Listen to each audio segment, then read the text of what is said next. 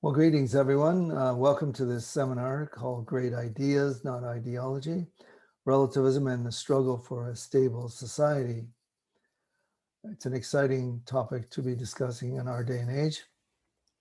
I'm Dr. Gordon E. Carkner, an educator at University of British Columbia with postgraduate students. Here's my blog if you want to follow up on our lectures and discussions and insights there, resources, a lot of resources there. Author of Mapping the Future, The Great Escape from Nihilism, and 10 Myths About Christianity. You can hear more about what I'm thinking on that platform. Today we want to talk about relativism, get a sense of definition, begin to open it up and possibly critique it, and look at some alternatives. So our first point is the ethos of relativism, or getting a basic definition. The individual relativist makes up morality as life unfolds, choosing from different religions, ideological and philosophical traditions, according to personal preference. Its doctrine involves the following. Morality is taken as a matter of existential self-construction. There's nothing transcendent, traditional, objective, or systematic about my values.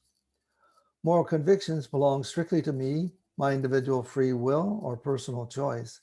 So this is my right, my thing. I do it my way. And then, of course, the famous tolerance, live and let live. Tolerance becomes a necessary sanction of another individual's views or opinions in order to get along within a pluralistic, multi-ideological, multicultural society.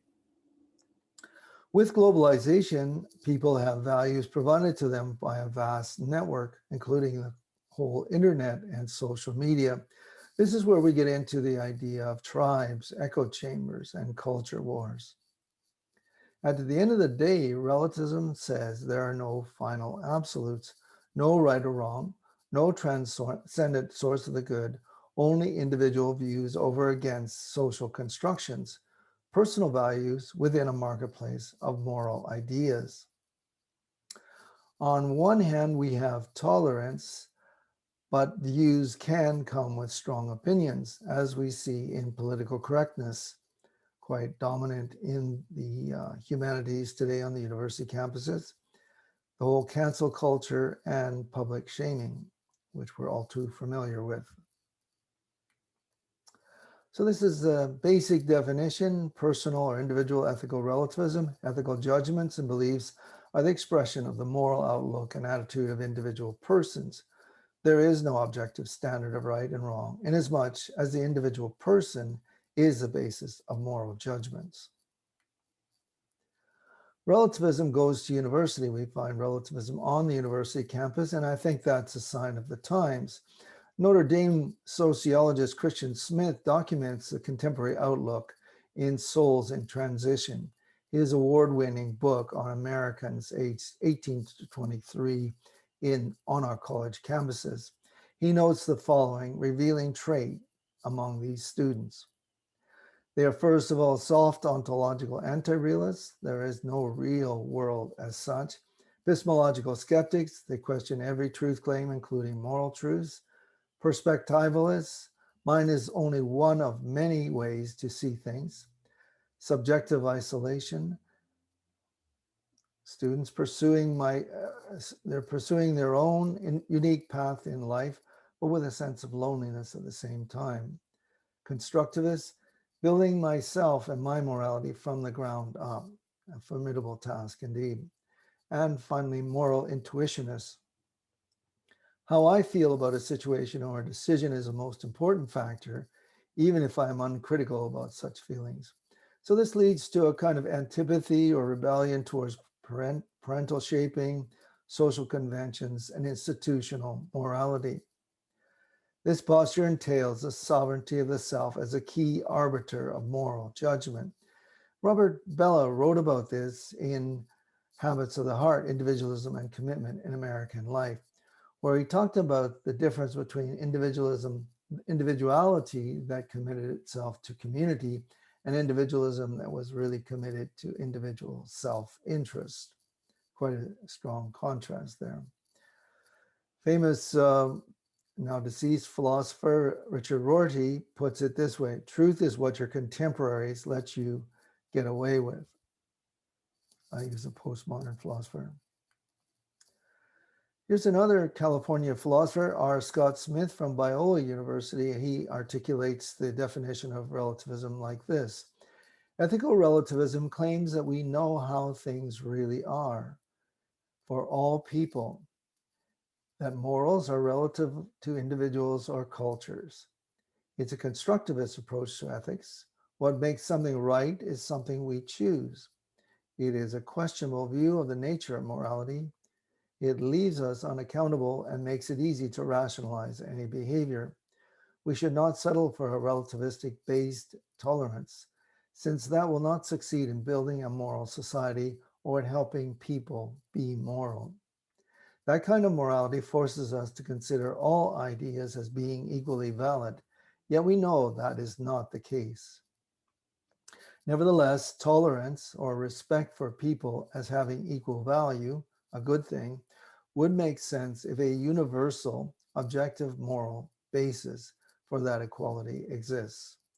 I reference his book, In Search of Moral Knowledge, which I think is quite helpful on understanding what can give us adequate moral foundations. So why should we be good, treat others with respect, kindness, and compassion, fight for equality of opportunity and justice, human rights, freedom of speech? Where is morality to be grounded, after all?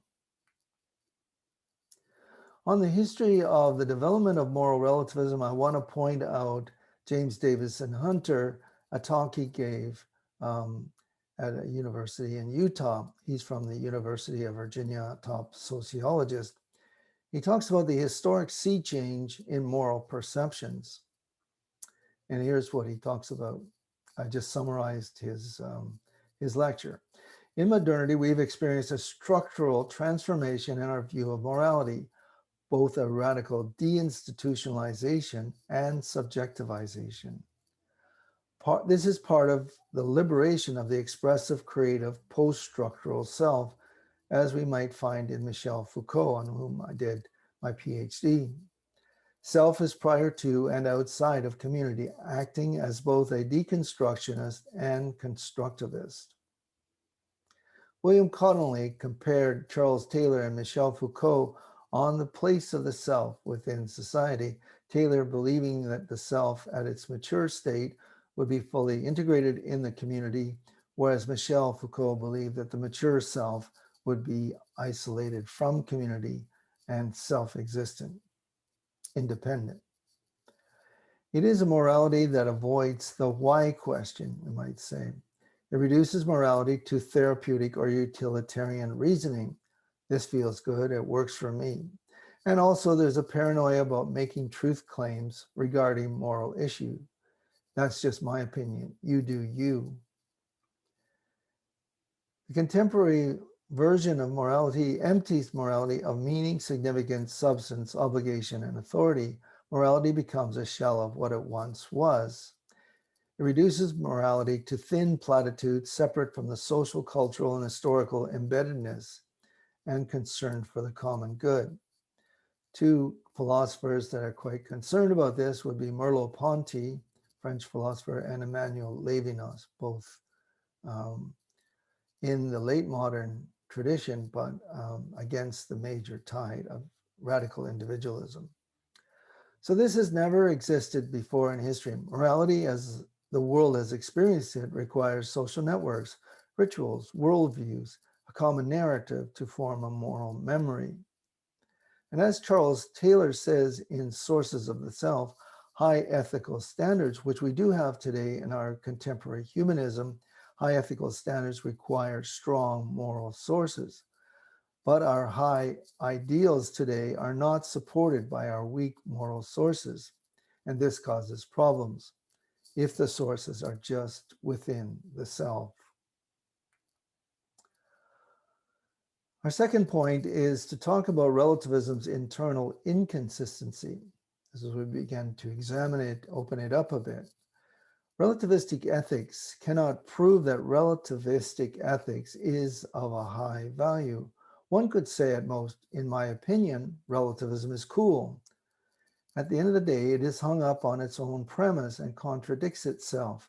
In fact, we notice that relativism is not an insight into reality, rather it is a projected value imposed upon reality, i.e. that all is relative, a questionable claim.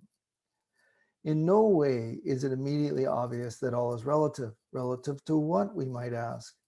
This stance would require a standard or interpretive framework to determine what is a solid moral anchor versus what is relative to that standard. New atheist Sam Harris recognizes the danger of such an ungrounded meta position in his book, The Moral Landscape, and he tries to offer science, which he highly values, of course, as a foundation for ethics. Quite an ambitious effort on his part. See the response to this, Harris's scientific moral foundations, in James Davidson Hunter and Paul Nedletsky's book, Science and the Good. It's quite informative. In fact, what has emerged in the modern era is not the end of absolutes, ultimate loyalties, or principles, but a multiplication of such absolute. The relativization of the absolute leads to the absolutization of the relative, writes Russian thinker Sergei Levitsky. We have substituted many gods or pluralism for one God. It ought not to be shocking to learn how much various absolutes, quote unquote, conflict with each other, ergo our modern culture wars. And as you probably know, there's big money in the social influencer gig today, shaping opinion among today's youth. Some of these young teenagers are millionaires with 25 million followers. So you choose your absolute and you run with it, and power to the algorithms. So relativism at the end of the day leads to a crisis, that is the loss of moral acumen or skill, and we want to talk about that. Consequently, we tend to lose our moral skill or wisdom, our ability to discern good from evil, right from wrong, vice from virtue, or to claim that we have been wronged in some way. This leads to the confusion of anomie or normlessness, which is a terrible state of being and experience. It creates a serious vulnerability to manipulation by authorities or employers, leading to workaholism, propaganda, lies, half-truth, and alternative facts. We witness the distorted phenomena of political cult following today. So Matthew Crawford writes about this eloquently in his book, The World Beyond Your Head. He writes of the seriousness of the contemporary problem of inarticulacy or moral illiteracy. It makes us weak and less free, so we need to rebuild this skill or suffer the consequences. I recommend that section of his book. So there's confusion here. Ethical relativism gives the hero and the villain equal honor. Mother Teresa is seen as equally good to the murderer Charles Manson. Joseph Stalin matches the value of Jesus of Nazareth. A criminal is equal to a Nobel Prize winner. This is surely to take a position of absurdity, filling us with ambivalence. The relatives might say, who's to say which is better? And I'm also summarizing another professor who talked about the dire consequences of relativism just in terms of getting along with one another within society. He asked the question, must we invent and fight for our own reality? And this is what he said. I give a short summary of it. If we have our own reality, communication would be impossible. Without a common reality, there would be no common truth, no true communion between people, because reality is a measure of truth for you and for me. If we claim to inhabit a different reality, I will have to make you yield to my meaning, that is my vision of truth, or you will have to make me yield to yours. We have no objective arbiter between us. Either I submit to you or you submit to me, and this leads to conflict, as in Jean-Paul Sartre's play No Exit. We are trapped in a loop of continuous mutual manipulation. This is nihilism incarnate. Remember, the final line of that play is hell is other people. And that's what relativism leads to. Intimacy and communion will be impossible, a battle of the gods. We are destined to reside in a different cosmos from each other. The one with more power will win, the other will lose. Our deepest instinct for communion is blocked by our isolation from one another. We are atomistic, alone. But actually, we do need a common vision, a common reality, common truth to flourish, not incommensurability of each other's views. Otherwise, we have a moral sickness or angst at the heart of society. The social covenant is broken, as we see in the whole controversy around wearing masks to fight the COVID spread today.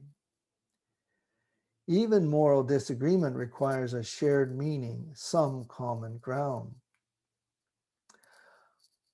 So we're saying that in some sense, relativism, although it looks attractive on surface, when we dig deeper, drill down into relativism, we see a poisoned chalice. Does the road to human flourishing lead through relativism? We are saying it does not.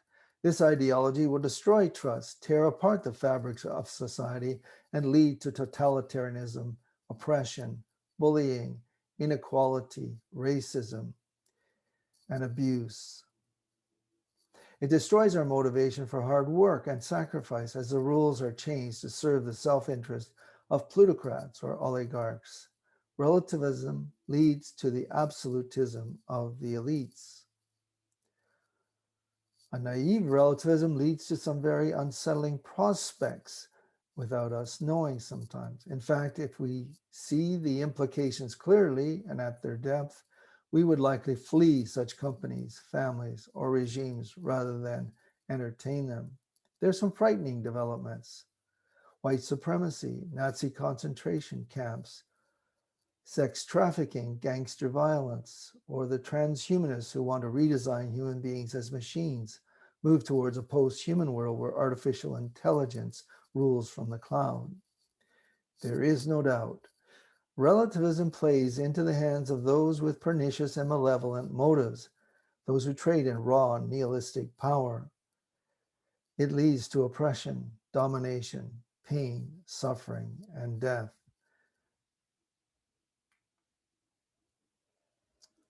Nihilism is the endgame of relativism. Without a moral plumb line, societies seem headed for personal nihilism and political tyranny. This dilemma was honestly admitted by an atheist blogger, rationalskepticism.org. The ultimate endpoint is despair and ugly oppression, propaganda, lies, and autocratic control from the top, as in populism and other forms of autocracy. A subjectivist ethic is no ethics at all. It offers neither hope for society nor psychologically healthy relationship. It consists in the blind leading the blind. There is no higher reason to get along, no moral basis for law, no place of appeal where there is a dispute. Morality must address the proper solution or resolution of conflicts and call unjust behavior to account, promote justice for all. We can ask, is there not another meta-position that can be more intellectually sound and existentially helpful than relativism? Despite its popularity as a virtual opiate of the masses, it is found to be both inconsistent and dangerous. Our third point is to look at Friedrich Nietzsche, someone who saw the implications of relativism for the 20th and 21st centuries.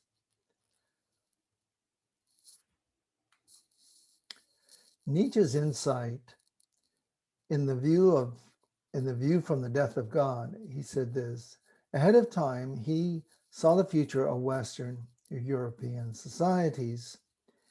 An end to God consciousness and transcendent values would mean the strong could impose their values on the masses. Domination would be widespread. He foresaw that the Übermensch, the Superman or Overman, and the ethics of will to power would follow. There is a natural progression from the ideology of relativism to the strong man of political culture, the view that a human is just another thing to be manipulated. So the weak, poor, ethnic minority, and elderly would be vulnerable to victimization or scapegoating and abuse. This is articulated so well by René Girard in his book, I See Satan Fall Like Lightning.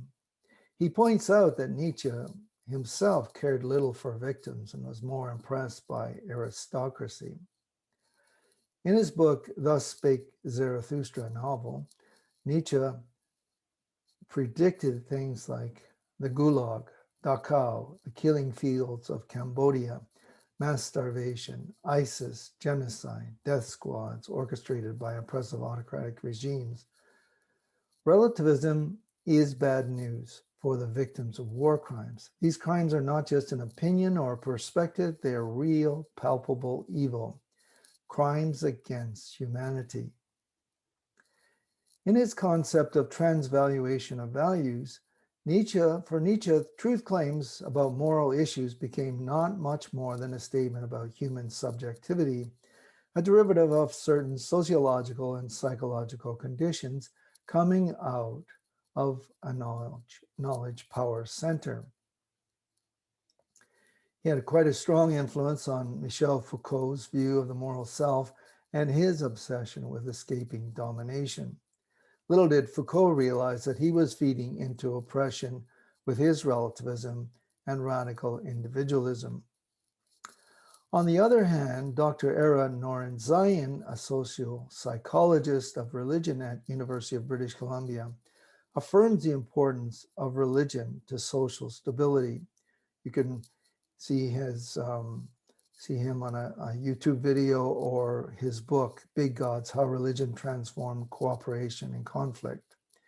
His concept is that the larger the God, the more coalescence you get in society. And I reference also Jason Stanley, his book on how fascism works, plus the BBC documentary on Nietzsche called Human All Too Human, and there's the reference for it. Max Weber brings Nietzsche to North America.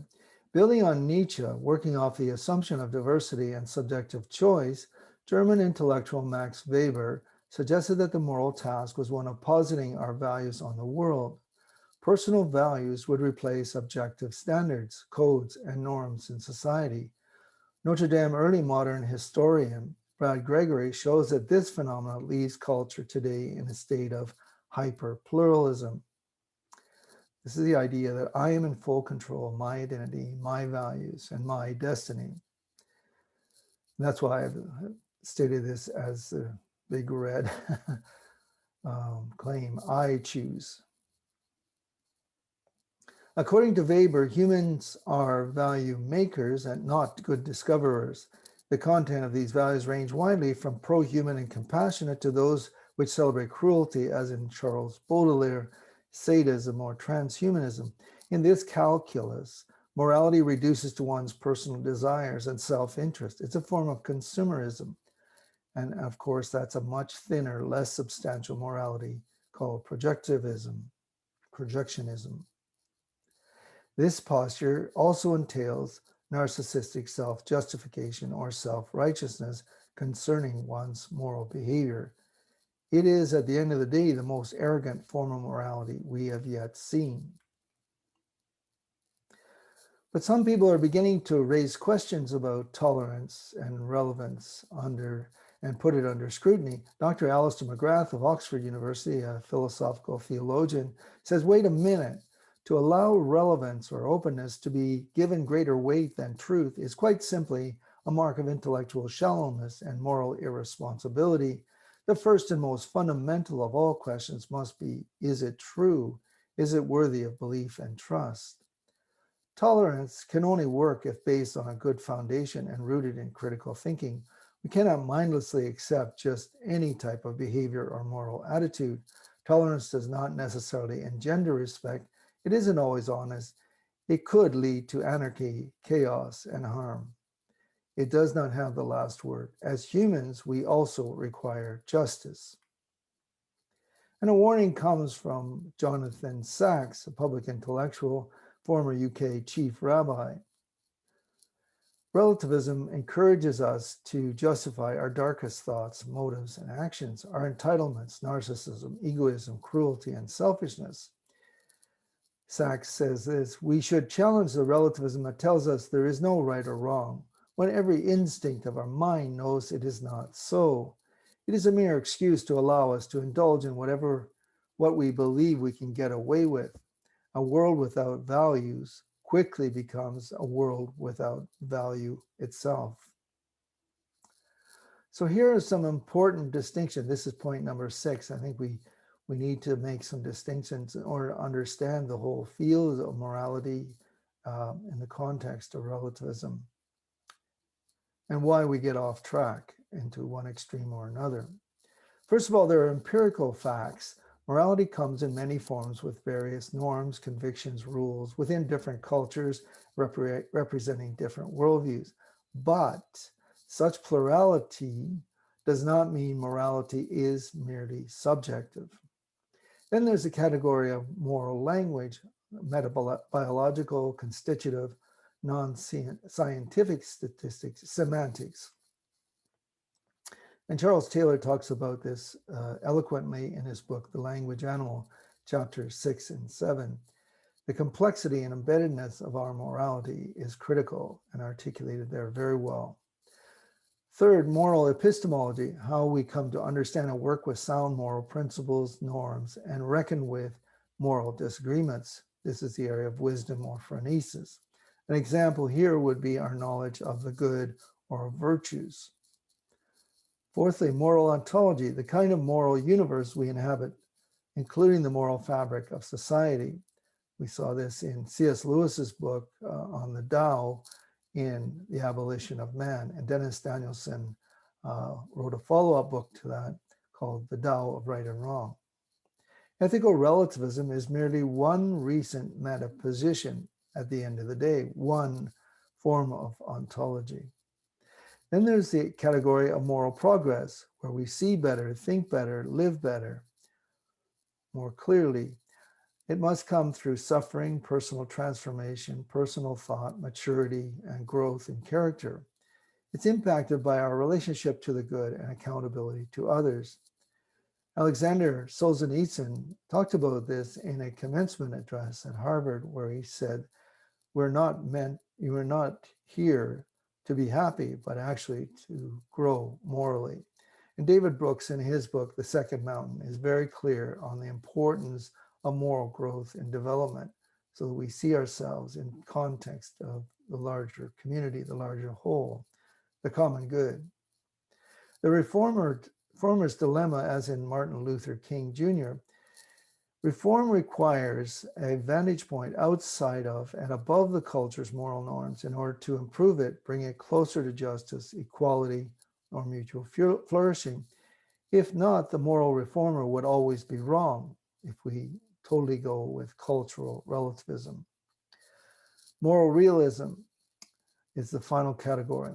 There are objective moral goods, responsibilities, and moral infrastructure within the social fabric, external to the individual agent. These objective elements also shape and motivate moral decisions, judgments, character, and actions. We depend on a moral framework and various moral goods, even if we are unconscious of them. And Charles Taylor talked about this quite well in Sources of the Self, which was basically the second half of my PhD dissertation. So let's work this through, this whole question of moral relativism.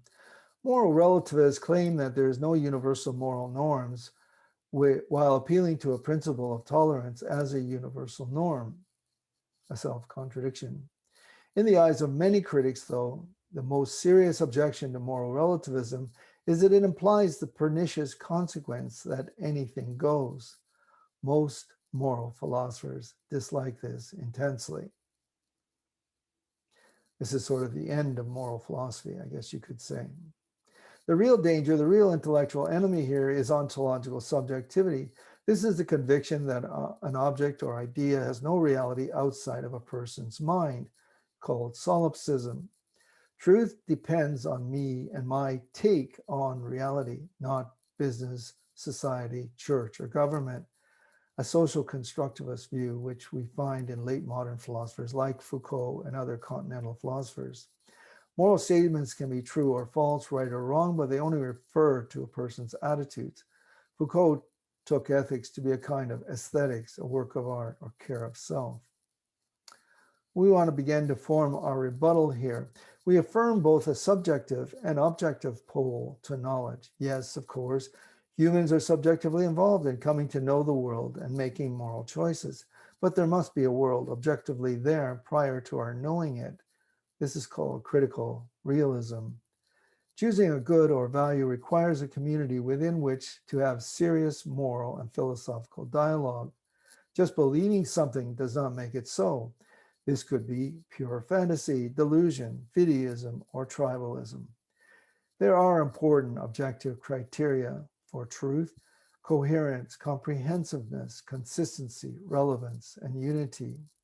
These are classic. These are used to critically examine the validity and strength of a worldview, which includes one's moral framework. And I recommend you, as a starter culture on this concept, James Sire's book, The Universe Next Door. For example, in our case, ethical relativism and moral subjectivism fits Eastern pantheism or Western philosophical naturalism or materialism, what Taylor calls exclusive humanism.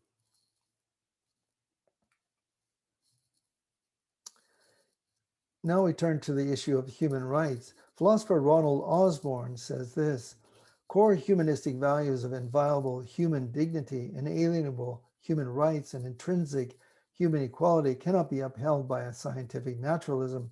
Rather, they must be maintained by a vision of personhood, such as one found in a historically unprecedented way in Christianity. This was not offered by Greco-Roman culture, where women, children, and slaves were considered property. Human rights is located in the idea that humans are made in the image of God, but also that God became man in the person of Jesus of Nazareth. That means that God takes humankind very seriously and wants to protect it. This is from Osborne's book, Humanism and the Death of God. Agreeing with him is atheist philosopher Thomas Nagel in his book, Mind and Cosmos. He agrees that naturalistic materialism does not have the bandwidth or the explanatory range to explain human morality as we know it and cherish it. But on the other side, of course, outspoken Duke University philosopher Alex Rosenberg, in his book, The Atheist's Guide to Reality, Enjoying Life Without Illusions, he says that there is no foundation for rights. Why should I be moral? Because it makes you feel better than being immoral. What's the bottom line on right and wrong, permitted and forbidden? Anything goes. So he is a consistent relativist, consistent atheist in this point. Not all atheists are this consistent. So now we're at point number 7. What is the positive alternative to relativism? I think that the existential need for a proper moral grounding and for appropriate moral discernment never departs the human drama, never vanishes from the human psyche, no matter what kind of social and intellectual gymnastics we perform. How do we thicken relationships and personal commitments, move into adulthood, reach our fullest human potential and moral potential? None of us want to be treated at the end of the day in a relative or arbitrary manner, or to be merely tolerated. We want to be loved and respected.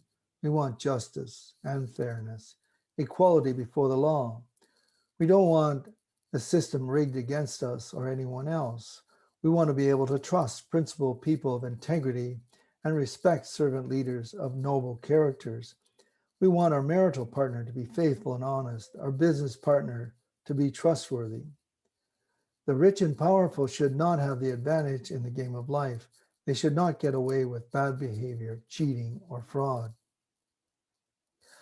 On the cultural and business value of servant leadership, see these books: Don Page, Servant Empowered Leadership, Simon Sinek, Leaders Eat Last, and Henry Cloud, Integrity. So Charles Taylor believes that the answer is a hierarchy of the moral goods, a recognition of this hierarchy, and a moral framework. Some values are better fit for what we aspire to be as a human community. They are nobler, more life-affirming or nurturing, fun, creative, and unifying. Others are lower, demeaning, more death-dealing, narcissistic, divisive, malevolent, prone to violence.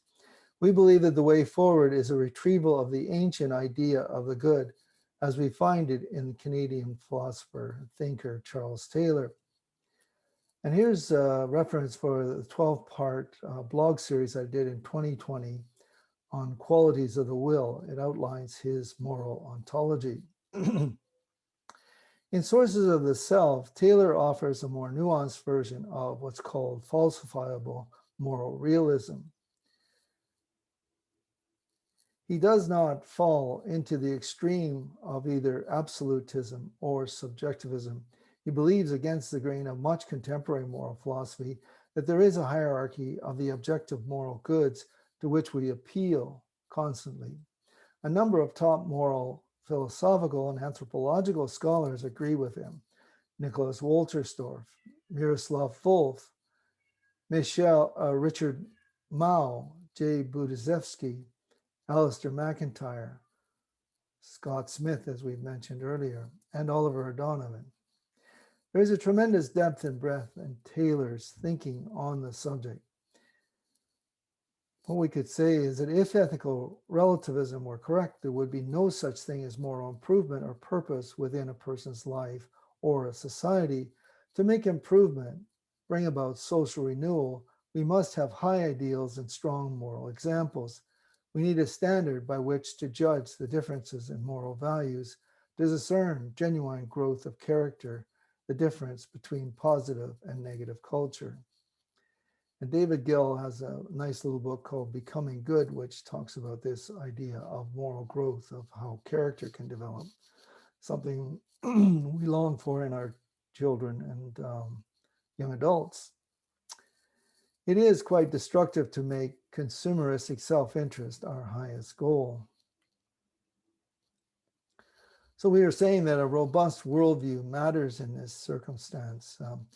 How do we escape the nihilism and will to power that is endemic to the ideology of relativism?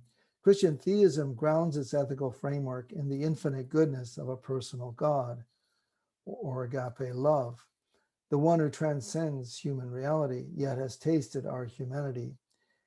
He does offer wise arbitration as exhibited in the Judeo-Christian biblical narrative.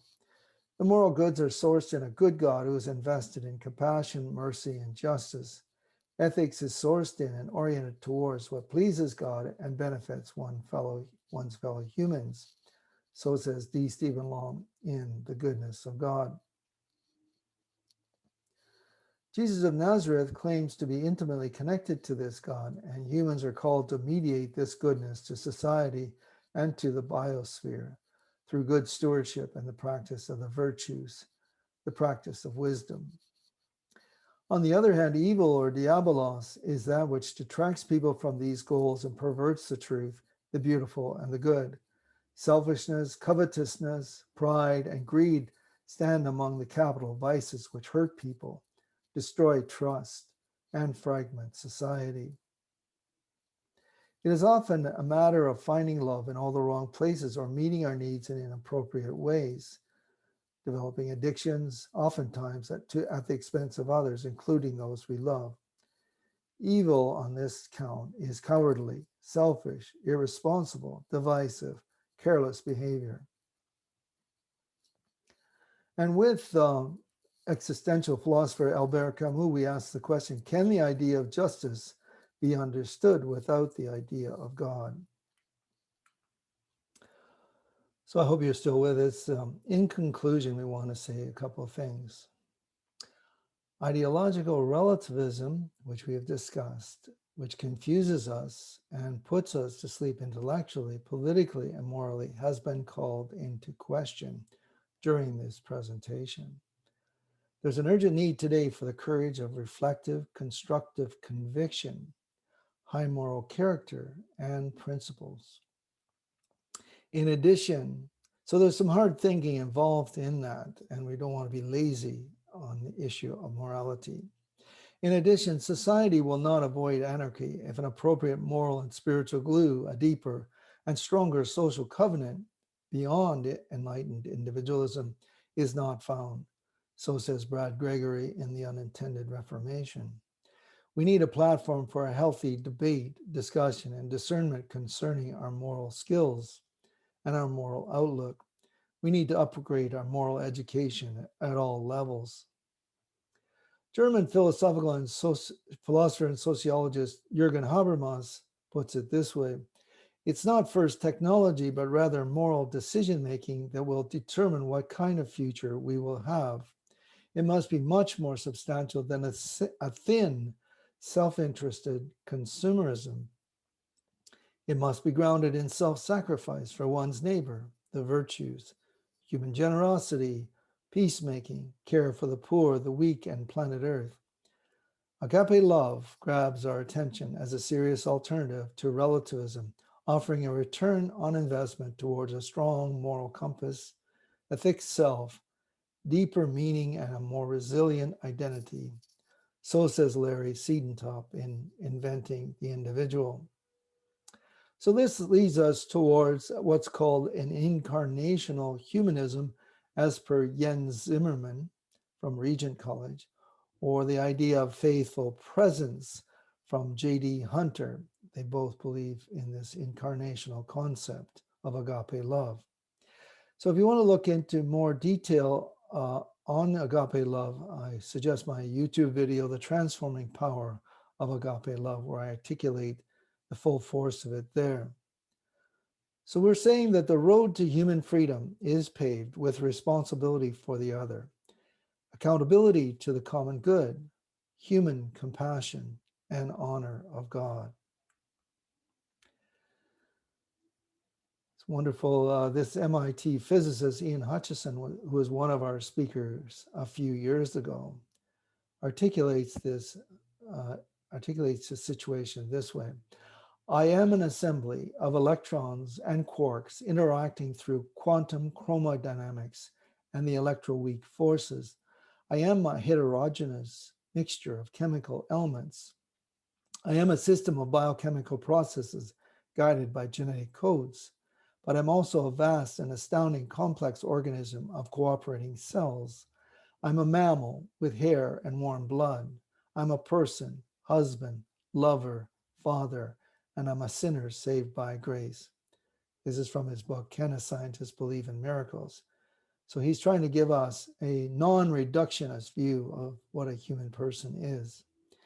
And Rebecca McLaughlin, in Confronting Christianity, says the Christian worldview offers a grounding for altruism and a reason to dare to believe that ultimate justice is more than a delusionary longing in the illusionary mind of the collection of atoms you mistakenly call me.